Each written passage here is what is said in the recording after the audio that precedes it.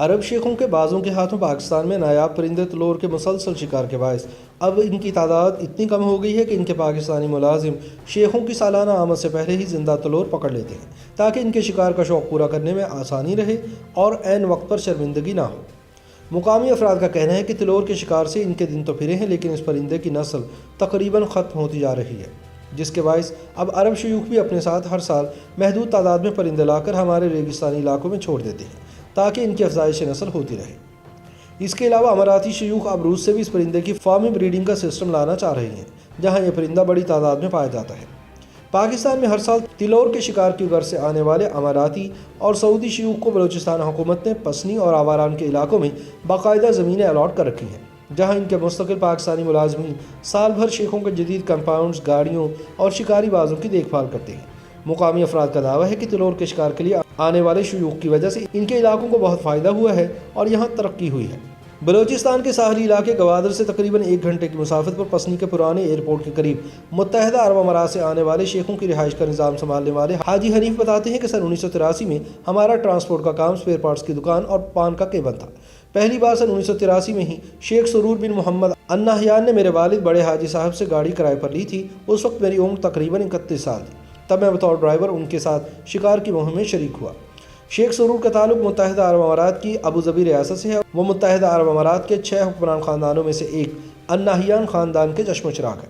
اس خاندان کے بارے میں کہا جاتا ہے کہ اس کا تعلق بنی یاس قبیلے سے ہے، جو سن 1793 سے اس عرب خطے پر حکمرانی کرتا آ رہا ہے۔ 68 سالہ حاجی حنیف کہتی ہیں کہ اس وقت شیخ سرور تلور کے شکار کے لیے پسنی پہنچے تھے۔ میرے والد سے گاڑی کرائے پر لینے کے بعد وہ پھر مسلسل ہمارے پاس ہی آتے رہے۔ پھر میں اور میرا خاندان متحدہ عرب امارات کے النہیان خاندان کے ساتھ ہمیشہ کے لیے منسلک ہو گئے۔ انہوں نے بتایا کہ ہمارے علاوہ 10 خاندان اور ہیں جو بلوچستان کے مختلف علاقوں میں عرب شیوخ کی رہائش کا بندوبست کرتے ہیں اور ان کا خیال رکھتے ہیں، جس کے عوض انہیں بہترین معاوضہ ملتا ہے۔ اگر تاریخ دیکھیں تو زیادہ تر محققین پاکستان میں تلور کے شکار کی باقاعدہ شروعات کا وقت سن 1973 سے بتاتے ہیں۔ 70 کی دہائی سے باقاعدہ طور پر تلور کے شکار کے لیے خلیجی ممالک سے عرب شیوخ اور حکمران خاندانوں نے پاکستان آنا شروع کیا تھا۔ ان دوروں کو نجی دوروں کا نام دیا گیا، جسے پاکستان نے ماضی میں ان ممالک سے اپنے سفارتی تعلقات استوار کرنے کے لیے بھی استعمال کیا۔ 80 کی دہائی میں خلیجی ممالک میں تیل کی پیداوار کے نتیجے میں بے پناہ دولت آئی تھی۔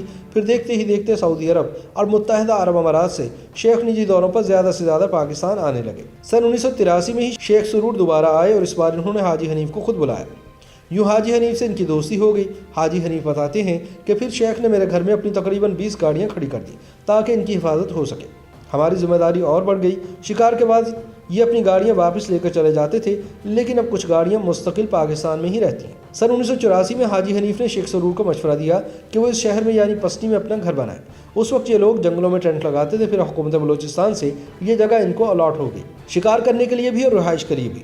پھر یہ طے پایا کہ شیخ سرور کے یہاں آنے پر ان کا خیال میں ہی رکھوں گا۔ حاجی حنیف کے بقول سن 1989 میں حکومت بلوچستان نے بلوچستان کے مختلف علاقوں میں الاٹمنٹ شروع کر دی۔ اس الاٹمنٹ کے بعد پسنی، پنجگور اور گوادر میں متحدہ عرب امارات سے شیخ آنے لگے۔ آواران کے علاقے جھلجاؤ کو قطر کے شیخوں کو الاٹ کیا گیا اور چاغی کے علاقے سعودی عرب کے شاہی خاندان کے لیے الاٹ ہوئے۔ حاجی حنیف نے بتایا کہ اس وقت نواب اکبر خان بگٹی بلوچستان کے وزیر اعلیٰ تھے۔ پھر یہاں شیخ کی رہائش گاہوں کی تعمیر شروع ہوئی۔ پھر ہم لوگوں نے یہاں درخت لگائے۔ عرب شیخ لیموں اور چیکو بہت شوق سے کھاتے ہیں، اس لیے یہاں ان کے زیادہ درخت لگائے گئے ہیں۔ اسی طرح پنجگور میں حاجی زاہد، گوادر میں شیخ صدیق اور لالا نظر کے خاندان متحدہ عرب امارات سے آنے والے دیگر عرب شیخوں کی حفاظت اور رہائش کا انتظام کرتے ہیں، جس کے عوض انہیں بھاری معاوضہ دیا جاتا ہے۔ اس مہمان نوازی کے نتیجے میں علاقہ مکینوں کے لیے شیخوں کی جانب سے کنواں، پانی کی سپلائی کے لیے پائپ، ڈسپنسری اور ایک اسکول بھی قائم کیا گیا ہے۔ حاجی حنیف نے بتایا کہ سن 1980 اور سن 1990 کی دہائی میں ہم سب شکار کے لیے صبح سویرے نکل جاتے تھے۔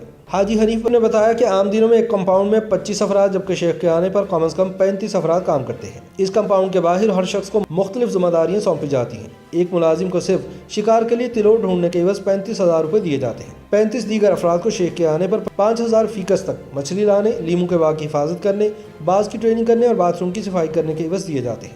یہ تمام تر سرگرمی ہفتہ 10 دن کی ہوتی ہے اور اس دوران کئی گھر آباد ہوتے ہیں۔ حاجی حنیف کہتے ہیں کہ میرے تینوں بیٹے میری مدد کرتے ہیں۔ ایک بیٹا گراج کی حفاظت کرتا ہے، ایک تلور ڈھونڈتا ہے اور تیسرا شیخ کے باڈی گارڈ کے طور پر حفاظتی کام سنبھالتا ہے۔ میں گھر کا انچارج ہوں، ان کی رہائش کا ذمہ دار ہوں اور بنیادی طور پر ان کا ملازم ہوں۔ حاجی حنیف نے بتایا کہ سن 1980 اور سن 1990 کی دہائی میں ہم سب شکار کے لیے صبح سویرے نکل جاتے تھے، جس کے بعد ایک مقام پر باز کو ہوا میں چھوڑا جاتا تھا۔ ज़्यादातर इनके लोग पहले ही ये पता लगा चुके होते हैं कि किस जगह तलोर कितनी देर के लिए आता है। जैसे ही बाज को छोड़ा जाता हमारी गाड़ियाँ उसके पीछे दौड़ती। अब रेत हो या झाड़ियाँ आए हमें गाड़ी उसी बाज के पीछे भगाना होती है और जैसे ही बाज तिलोर को पकड़ता है हम लोग भी उतर जाते हैं और इन्हें खैमों में लाकर पकाकर खाते हैं।